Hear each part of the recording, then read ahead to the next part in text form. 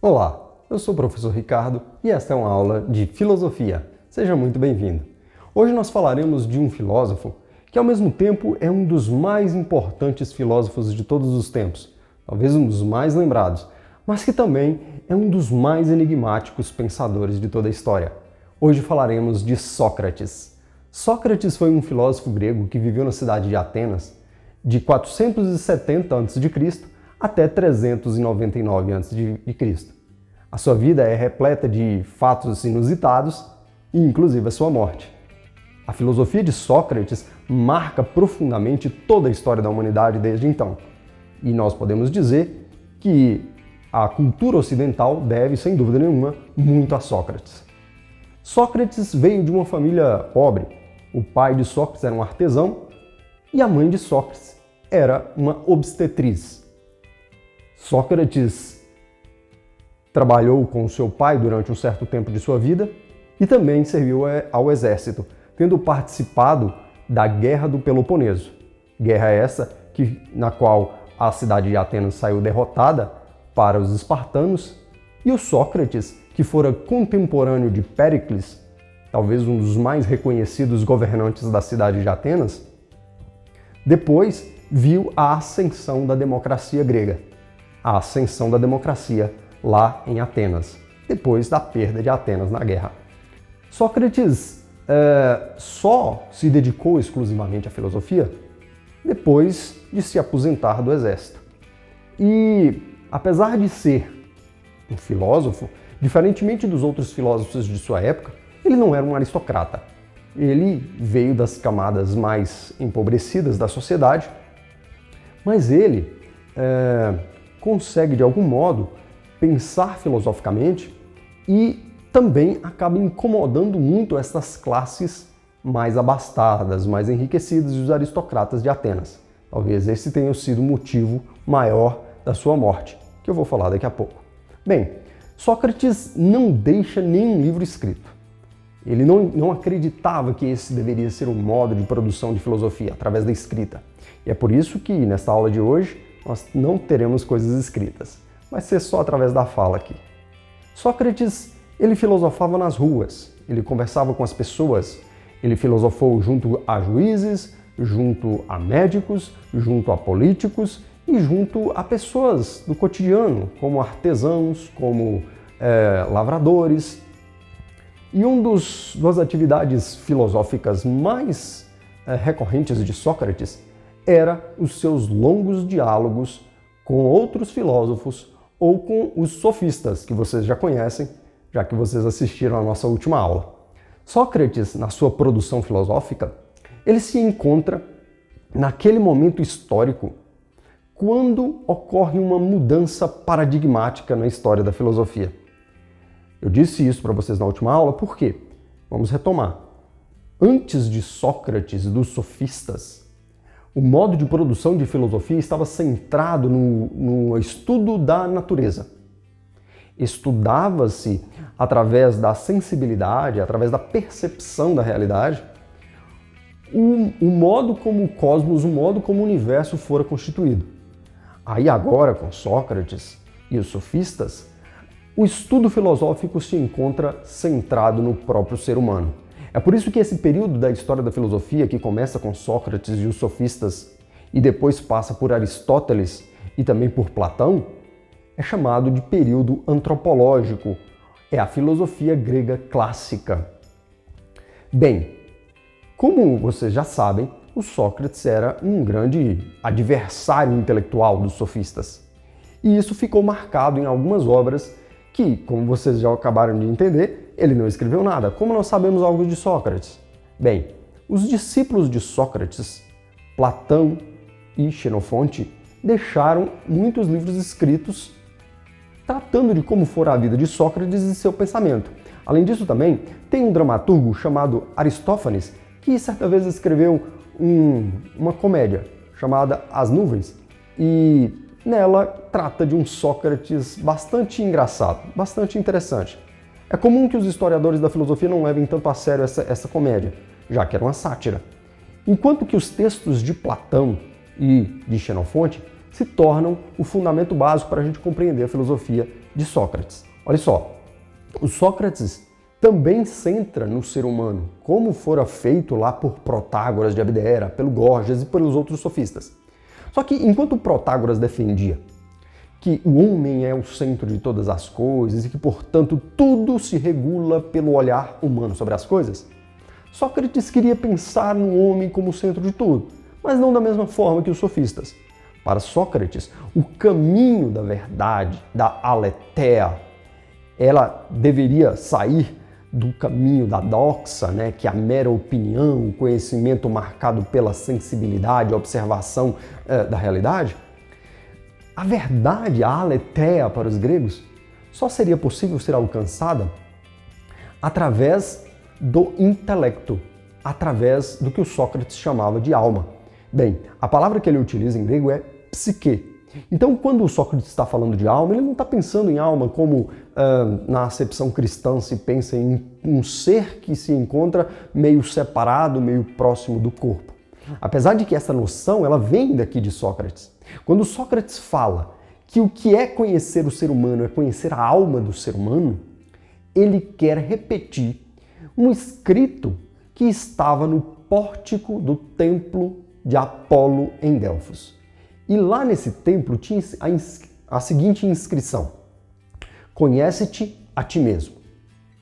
E o Sócrates ficava vislumbrado com aquela inscrição porque ele, primeiro, concordava plenamente com ela e acreditava que aquele era o caminho do filósofo. Conhecer a si mesmo significava conhecer o seu entendimento da realidade, conhecer a sua intelectualidade, a sua mente. E para isso você precisava se desligar de alguns dos seus pré-conceitos, de algumas das suas convicções que já lhe foram dadas há muito tempo, principalmente do ponto de vista religioso. E olha que aí causa muitos problemas sociais. O Sócrates começa a colocar em xeque aquelas convicções, aquelas regras morais que já estavam estabelecidas há gerações. E também os dogmas religiosos daquela sociedade. Então, o Sócrates é uma pessoa extremamente controversa. É alguém que causa um embaraço social, sem dúvida nenhuma. Veja bem, quando Sócrates começa a produzir a sua filosofia no seu método chamado de diálogo dialético, o diálogo socrático é uma dialética. E aí você deve estar se perguntando, o que é dialética? Dialética é um diálogo em que duas pessoas se contrapõem.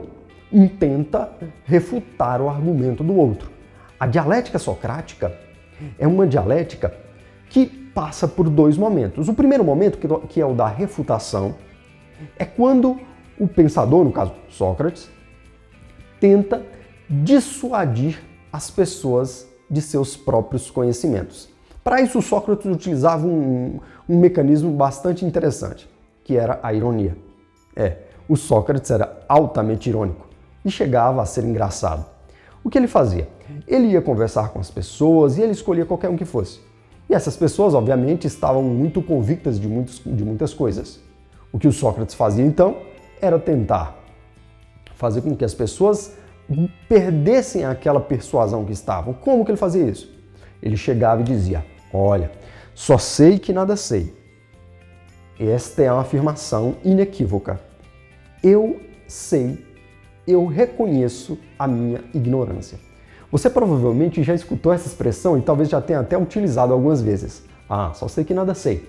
Mas você compreende realmente o que Sócrates queria dizer com isso? Bem, a ideia de Sócrates, ironicamente, era dizer: olha, enquanto você acredita em muitas coisas, enquanto você tem muitas convicções a respeito de uma série de coisas, eu, do meu lado, tenho a humildade de dizer que estou muito distante do conhecimento. A verdade absoluta não pode ser encontrada.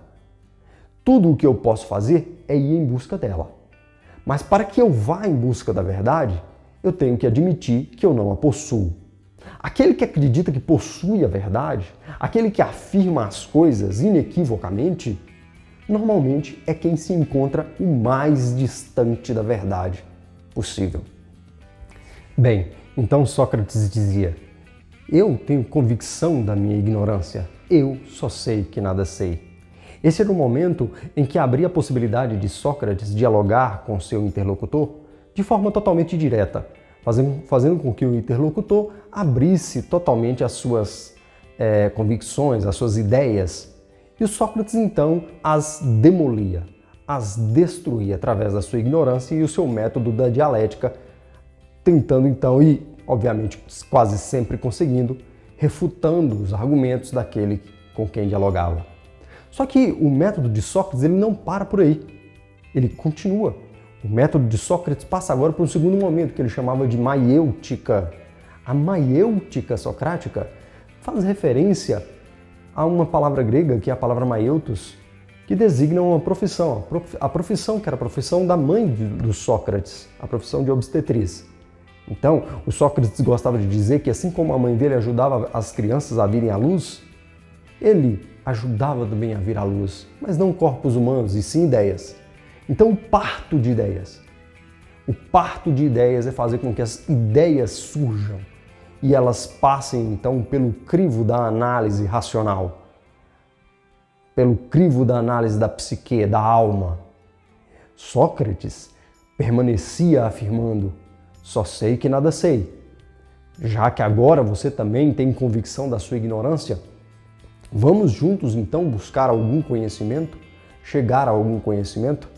Certa vez, um dos discípulos de Sócrates foi até o oráculo de Delfos e ficou surpreendido ao ter ouvido da Sibila, que é ali a sacerdotisa que recebe as mensagens oraculares dos deuses, a informação de que Sócrates era o mais sábio dentre todos os homens.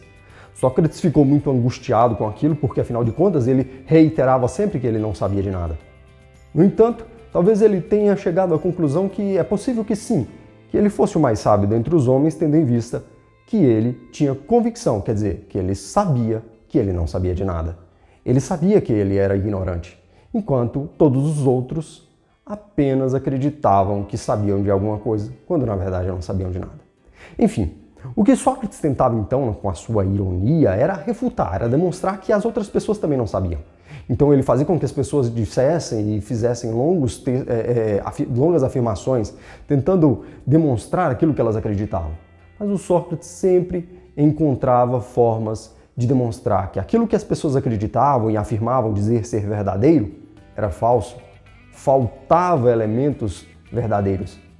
E ali, este método do diálogo que se dá na fala se assemelha em alguma medida àquilo que os sofistas faziam. E alguns outros filósofos até consideravam Sócrates meio que com características sofísticas. Mas o próprio Sócrates sempre dizia: não, o que eu faço é muito diferente do que os sofistas fazem. Os sofistas produzem apenas retórica. E a retórica nada mais é do que uma estilística da linguagem. Uma forma de, através da beleza das palavras, convencer as pessoas daquilo que você quer, que elas se tornem convencidas. A retórica não tem nenhum compromisso de buscar verdade alguma. Enquanto que o Sócrates, ele se compromissava com a busca de uma verdade absoluta, que era o conhecer a si mesmo. E conhecendo a si mesmo, você deveria admitir que você é muito ignorante sobre praticamente tudo, porque a sua condição humana te impede de chegar às verdades. Daí então, Sócrates, levando essa palavra, levando essa mensagem, para as pessoas, ele cria muitos inimigos. Ele causa um desconforto social muito grande, principalmente porque ele vai até os jovens. Ele tenta ensinar sua filosofia aos jovens da cidade. E aí, Isóio, um dos personagens que era um dos cidadãos da Ágora, acusa Sócrates. A primeira acusação de Sócrates é a acusação de impiedade.